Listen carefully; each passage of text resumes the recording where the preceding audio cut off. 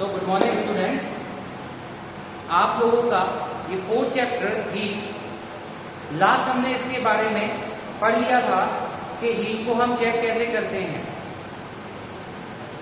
We discussed about different types of thermometer. We discuss about clinical thermometer. Clinical में भी पहले था आपका मरकरी वाला, फिर आ गया था एक एडवांस जिसमें डिजिटल थर्मोमीटर का रीडिंग आती थी। नेक्स्ट आप लोगों ने जो सेकंड वाला पढ़ा था वो था लेबोरेटरी थर्मामीटर। एक और आपने पढ़ा था maximum minimum thermometer. Okay, but आपका लास्ट टॉपिक जो मैंने पढ़ाया था वो था ट्रांसफर ऑफ हीट। क्या हीट ट्रांसफर हो सकती है? तो मैंने तब बताया था कि हाँ, हीट ट्रांसफर हो सकती है और हीट हमेशा गर्म सरफेस से ठंडे सरफेस की तरफ ट्रांसफर होती है। ठीक है, इसके कई एग्जाम्पल्स भी होते हैं। तो एक अच्छा छोटा सा एग्जाम्पल लेते हैं हम लोग, क्या हीट ट्रांसफर हो सकती है। तो सपोज करते हैं कि एक हमारे पास है रॉड, आयरन की रॉड है लंबी सी। ओके, उस पे मैंने थोड़े थोड़े से गैप पे कुछ कैंडल्स के टुकड़े लगा रखे हैं, वैक्स के टुकड़े। ओके, जस्ट लाइक आप अगर बोर्ड पे देखेंगे, फिगर बना रहा हूं मैं।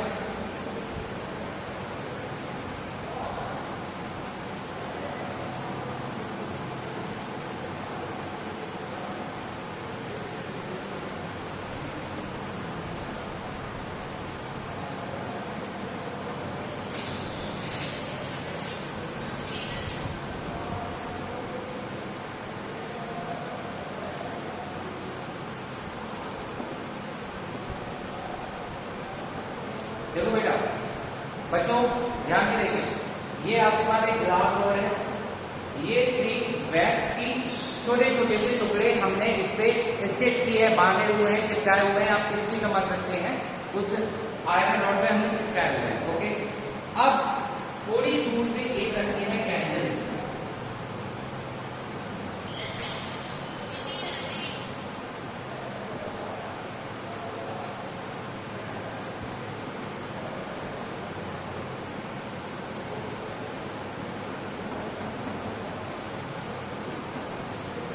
बच्चों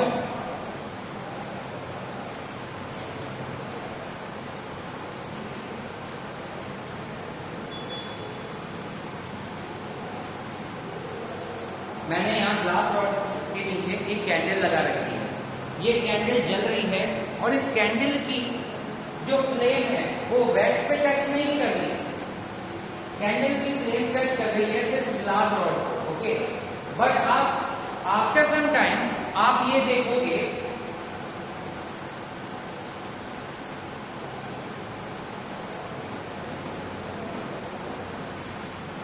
आफ्टर सम टाइम आपने पाया कि ये जो पहली वैक्स की स्ट्रिप थी, पहला वैक्स छोटा सा कैंडल का एक छोटा सा टुकड़ा लगा हुआ था मोम का, वो पिघलने लगा।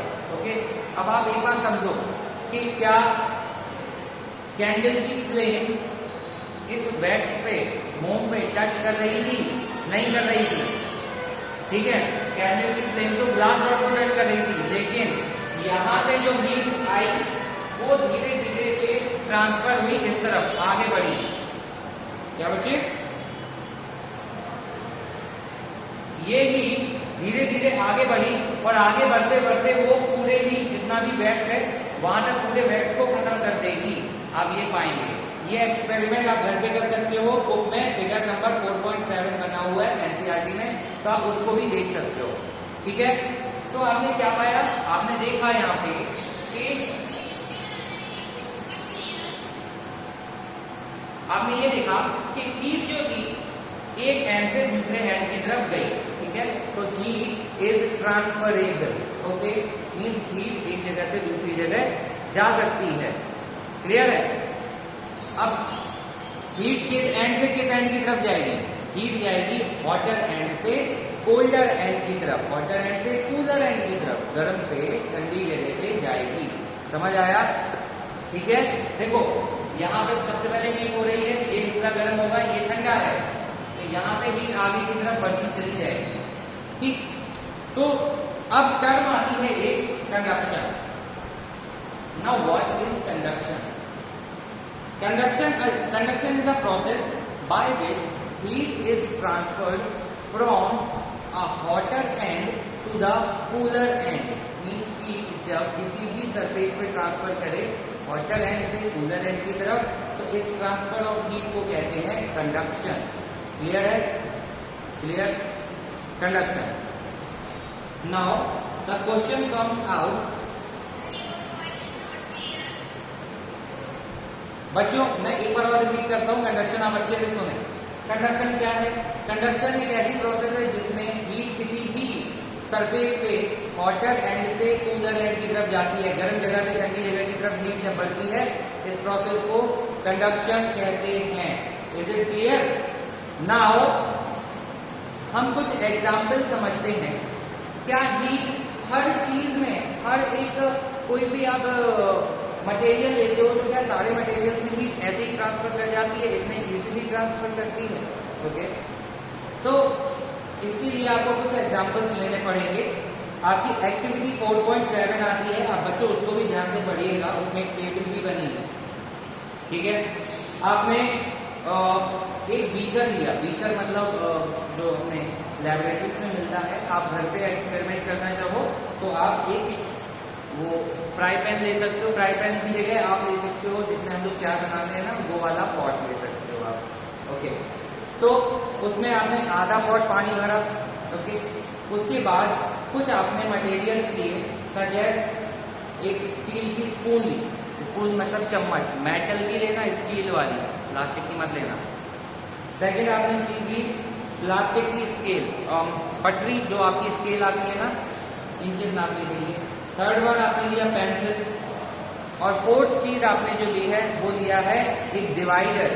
वो डिवाइडर आता है ना जो हमारे ज्योमेट्री बॉक्स में निकलता है, वो मेटल का होता है. आपने वो लिया और सभी चीजों को उस पानी में डाल दिया, गर्म पानी में. ठीक है, तो अब आती है टेबल. तो आप बताइए स्टील स्पून जो आपने ली थी वो मेटल की थी या नॉन मेटल की थी? वो मेटल की थी. आप ये पाएंगे कि आपने आधा स्पून पानी के अंदर था और आधा बाहर, लेकिन थोड़ी देर बाद स्पून जो है वो पूरी की पूरी दूसरा एंड भी आपका गर्म हो गया. ठीक है. सेकंड चीज आपका जो डिवाइडर था वो भी पूरा सेकंड एंड उसका गर्म हो गया. क्लियर है? वो भी मेटल का था. थर्ड आपके पास था प्लास्टिक की स्केल. बेटा थर्ड था प्लास्टिक की स्केल. तो प्लास्टिक की स्केल आपने देखा दूसरा एंड उसका गर्म नहीं हुआ. एंड फोर्थ थी आपकी जो पेंसिल. पेंसिल का भी दूसरा एंड आपका गर्म नहीं हुआ. तो आपने यहाँ पे दो चीज नोटिस करी कि जो चीज मेटल की थी वो तो आराम से हीट को कंडक्ट कर गई, और जो चीज मेटल की नहीं थी, नॉन मेटल की थी, मीन्स पेंसिल और प्लास्टिक, उससे हीट कंडक्ट नहीं हुई. अब दो चीजें आपके लिए आएंगी.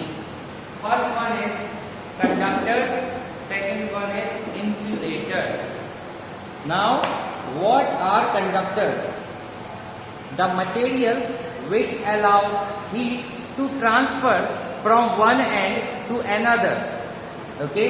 ऐसी चीजें जो कि हीट को एक जगह से दूसरी जगह ट्रांसफर करने में मदद करती हैं उन्हें हम कंडक्टर्स कहेंगे.